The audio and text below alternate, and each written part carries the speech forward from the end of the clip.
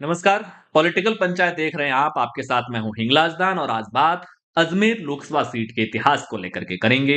वहां के वर्तमान सियासी गणित को लेकर के करेंगे। वहां का जातिगत गणित क्या है इसको लेकर के बात करेंगे। इसके अलावा आगे के संभावित उम्मीदवार कौन हो सकते हैं इसको लेकर के बात करेंगे। अजमेर जहां से कई प्रमुख चेहरों की सियासत चली है वहां पर। और इसके अलावा अजमेर लोकसभा सीट की अगर अपन बात करेंगे तो अजमेर जो राजस्थान के सबसे सेंटर में स्थित लोकसभा क्षेत्र है और अजमेर जहां से सचिन पायलट जैसे दिग्गज नेता भी वहां से चुनाव लड़ चुके हैं। अजमेर में इस बार चूंकि सिटिंग एमपी जो थे वो कुछ ही समय पहले वे विधानसभा चुनाव में हार चुके हैं। वहां के बाकी गणित की बात करने से पहले वहां के जातिगत गणित की बात करें। अजमेर लोकसभा क्षेत्र के अंदर 19.5% वहां पर एससी वोटर है और 3% एसटी का वोटर है। मुस्लिम वोटर यहां पर 12.7% है। अगर अपन रूरल और अर्बन एरिया की बात करते हैं तो टोटल वोटर में से 2/3 रूरल एरिया में 66.3% रूरल एरिया में और 33.7% अर्बन यानी कि शहरी एरिया के अंदर रहते, गांव में ज्यादा लोग रहते हैं।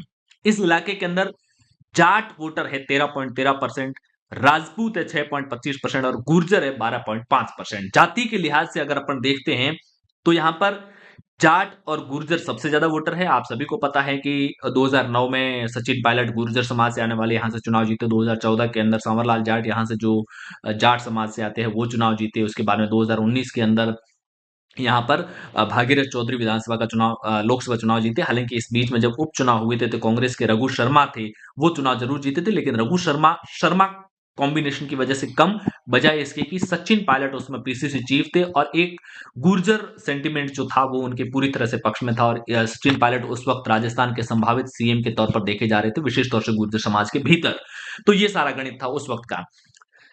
राजपूत वोटर यहां पर 6.25% के आसपास है। अब बात करते हैं कि अजमेर लोकसभा क्षेत्र में आने वाली 8 विधानसभा सीटों का गणित क्या है, क्योंकि आप सभी को पता है कि राजस्थान में विधानसभा की 200 सीटें हैं। लिहाजा जो 25 लोकसभा की सीटें हैं वो हर एक लोकसभा सीट में विधानसभा की 8 सीटें आया करती हैं। अजमेर जो लोकसभा क्षेत्र है में है उसमें 7 सीटें तो अजमेर जिले की खुद की है और एक सीट जयपुर जिले की है। तो इन 8 सीटों की अगर बात करते हैं कि इन 8 में से बीजेपी के पास कितनी है और कांग्रेस के पास में कितनी है, तो कांग्रेस के पास सिर्फ और सिर्फ एक सीट है। और वो भी बीजेपी के बागी विकास चौधरी जो किशनगढ़ से चुनाव लड़े जीते, जिन्होंने सिटिंग एमपी भागीरथ चौधरी को हराया, वो है। बाकी की सातों सीटें जो इस लोकसभा क्षेत्र में आती है, विधानसभा की सातों सीटें दूदू बीजेपी के पास, पुष्कर बीजेपी के पास, अजमेर उत्तर बीजेपी के पास जो वासुदेव देवनानी अभी विधानसभा के स्पीकर भी बन चुके हैं, अजमेर दक्षिण अनिता बघेल बीजेपी के पास, नसीराबाद रामस्वरूप लांबा जो एक्स एमपी के बेटे भी है बीजेपी से, मसूदा में वीरेंद्र सिंह बीजेपी के हैं, केकड़ी शत्रुघ्न गौतम बीजेपी, यानी कि 8 में से 7 सीटें बीजेपी के पास में और एक सीट है यहां पर कांग्रेस के पास में।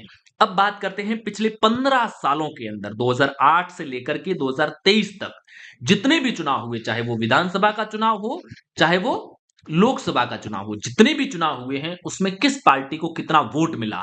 अगर अपन पुराने से शुरू करें, 2008 से शुरू करें और 2013 तक आते हैं अगर अपन इस सीक्वेंसिंग के अंदर, तो 2008 के अंदर सबसे पहले जब यहां पर विधानसभा के चुनाव हुए 2008 के, तो यहां पर कांग्रेस को वोट मिले 39.9%, बीजेपी को 38%, 1.7% बीएसपी के पास में गए।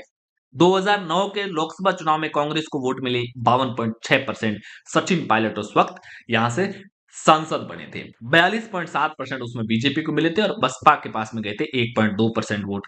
2013 के विधानसभा चुनाव के अंदर बीजेपी को कांग्रेस को 34.1% वोट मिले, बीजेपी को 50% मिले। 2014 के लोकसभा चुनाव में फिर बीजेपी का ग्राफ बढ़ा, 55.1% पर गए और 40.3% मिले कांग्रेस को। 2018 के विधानसभा चुनाव में कांग्रेस का ये जो पिछले विधानसभा चुनाव 2013 का 34% वाला था वो बढ़ करके 36% पे गया और बीजेपी जो 50% 2013 के विधानसभा चुनाव में लाई थी वो 2018 के विधानसभा चुनाव में अजमेर लोकसभा क्षेत्र के दायरे से 43.6% वोट लाई। 2019 के लोकसभा चुनाव में बीजेपी को 65% वोट मिले, अकेली बीजेपी को, और 31.9% वोट मिले कांग्रेस को। बाकी को कोई वोट यहां पर नहीं था। और 2023 के विधानसभा चुनाव के अंदर बसपा का वोट शेयर बहुत ज्यादा बढ़ा नहीं, पहले 1-1.5% के आसपास रहता था। 38.9% कांग्रेस को, 42.1% बीजेपी को, 2.5% बसपा को वोट मिला और 2.5% ही राष्ट्रीय लोकतांत्रिक पार्टी जो हनुमान बेनीवाल की पार्टी है उनको यहां पर वोट परसेंटेज मिला है। इसके अलावा अगर बात अजमेर लोकसभा सीट के इतिहास को लेकर के करते हैं तो सबसे पहले 1957 में जब अजमेर लोकसभा सीट के लिहाज से पहले चुनाव हुए तो यहां पर कांग्रेस चुनाव जीती है। आप देखिए शुरुआती पहला, दूसरा, तीसरा और चौथा, 4 चुनाव यहां पर शुरुआत में कांग्रेस ने जीती है। गैर कांग्रेसी को पहली बार आपातकाल के बाद वाले जो चुनाव थे 1977, उसमें भारतीय लोकदल को यहां से जीत मिली है। चलिए, 1957 में कांग्रेस के मुकुट बिहारी जीते, उनको वोट मिले 1,01,069। रामचंद्र शिवरीदास जो भारतीय जनसंघ के कैंडिडेट थे वो नंबर 2 पर रहे। रनर अप कैंडिडेट का मतलब होता है वो कैंडिडेट जो नंबर 2 पर रहता है, क्योंकि किसी भी लोकसभा सीट में चुनाव लड़ने के लिए 5, 6, 15 कितने भी कैंडिडेट हो सकते हैं, उसकी कोई लिमिट नहीं होती है। चुनाव लड़ने के लिए प्रत्याशियों पर कोई प्रतिबंध नहीं होता है संख्या के लिहाज से। दोनों के बीच में 58,283 वोट का अंतर रहा था। मुकुट बिहारी 1962 में फिर जीते, जिन्होंने भगवान दास जनसंघ के जो थे उनको हराया। भगवान दास को 60,455 वोट मिले, 32,143 वोटों के अंतर से कांग्रेस यहां पर जीती।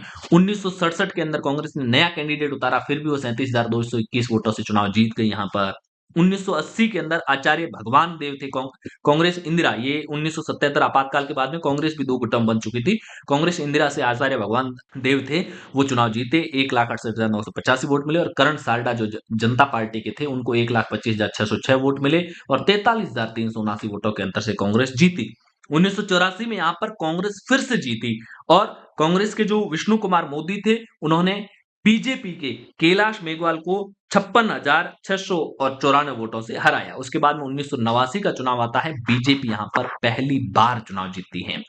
उससे पहले भारतीय लोकदल जो 1977 के अंदर यहां पर चुनाव जीता था, लेकिन पार्टी के तौर पर बीजेपी को ये पहली जीत मिली 1989 में।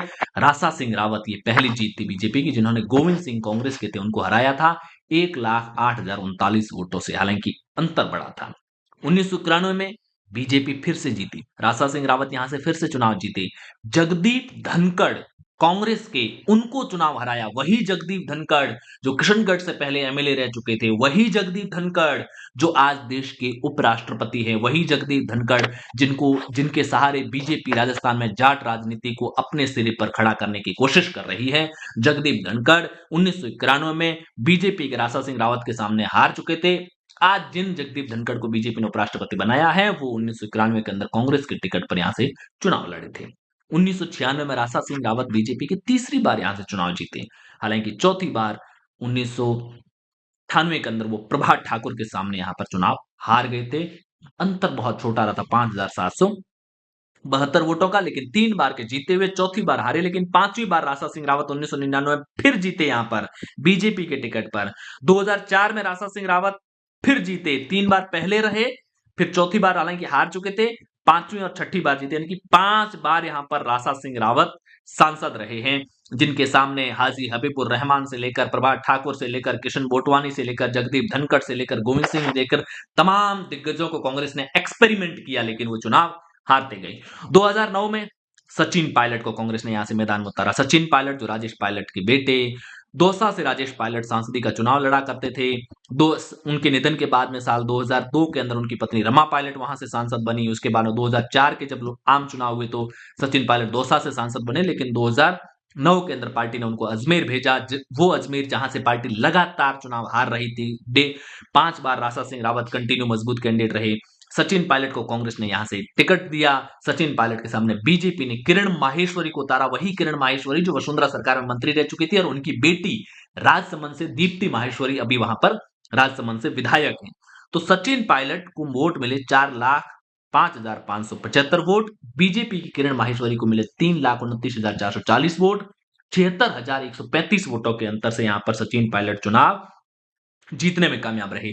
लेकिन 2014 के अंदर सचिन पायलट को कांग्रेस ने टिकट तो दिया फिर से, लेकिन मोदी लहर जहां पर बीजेपी राजस्थान में 25 की 25 सीटें 2014 के अंदर भी जीती थी और 2019 के अंदर भी जीती थी, सांवरलाल जाट के सामने सचिन पायलट हार गए और अंतर भी बहुत बड़ा रहा, 1,71,983। सचिन पायलट यूपीए 2 के दौरान में केंद्र सरकार में मंत्री भी रहे थे।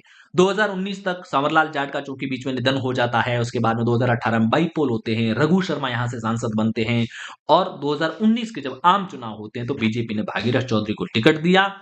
8,15,076 वोट मिले। उनके सामने कारोबारी रिजू झुनझुनवाला चुनावी मैदान में उतरे, लेकिन उनको मिले 3,98,452 और 4,16,424 वोटों से बीजेपी यहां पर चुनाव जीतने में कामयाब रही। और कांग्रेस के कारोबारी रिजू झुनझुनवाला, जो एक फाइनेंसर के तौर पर जयपुर से लेकर के अजमेर तक की सियासत को अपने हिसाब से कांग्रेस के भीतर रन करते हैं, वो यहां पर चुनाव हार गए।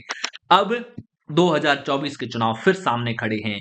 बीजेपी, चूंकि भागीरथ चौधरी इस बार, जो अभी कुछ समय पहले विधानसभा के चुनाव हुए, किशनगढ़ से विधायकी का चुनाव लड़े, लेकिन वो विकास चौधरी जो बीजेपी के बागी थे, उनके सामने चुनाव हार गए, क्योंकि विकास चौधरी ने कांग्रेस ज्वाइन कर ली, कांग्रेस के टिकट पर चुनावी मैदान में उतरे। सचिन पायलट से लेकर प्रियंका गांधी जैसे दिग्गज नेताओं ने वहां पर चुनावी प्रचार किया। ऐसे में संभावित है कि भागीरथ चौधरी का टिकट कट सकता है। अगर भागीरथ चौधरी का टिकट कटता है विधानसभा चुनाव परिणामों को देखते हुए, तो यहां पर बीजेपी टिकट किसे देती है, उसको वोट कितने मिलते हैं, कांग्रेस की तरफ से टिकट किसे मिलेगा, उसको वोट कितने मिलेंगे, और कौन कितने अंतर से चुनाव जीतेगा, ये अभी तक भविष्य के गर्भ में छिपी हुई बात है। आपकी नजर में कांग्रेस के संभावित उम्मीदवार इस बार कौन हो सकता है, बीजेपी का संभावित उम्मीदवार कौन हो सकता है, और अजमेर का अगला सांसद आपकी नजर में कौन हो सकता है, इसको लेकर के नीचे कमेंट में जरूर बताएं। वीडियो पसंद आया तो लाइक और शेयर कीजिए। और इसके अलावा बाड़मेर, जैसलमेर से लेकर बीकानेर, नागौर, जोधपुर, जालौर, सिरोही, पाली, इन लोकसभा सीटों की हिस्ट्री हम पॉलिटिकल पंचायत पर पहले ही बता चुके हैं, और बाकी बची हुई सीटों की हम आगे लगातार आपको हिस्ट्री बताएंगे। दूसरी सीटों की हिस्ट्री देखनी हो तो पॉलिटिकल पंचायत पर जाकर के जरूर देखिए। पहली बार पॉलिटिकल पंचायत पर आए हैं तो सब्सक्राइब जरूर कीजिएगा। शुक्रिया।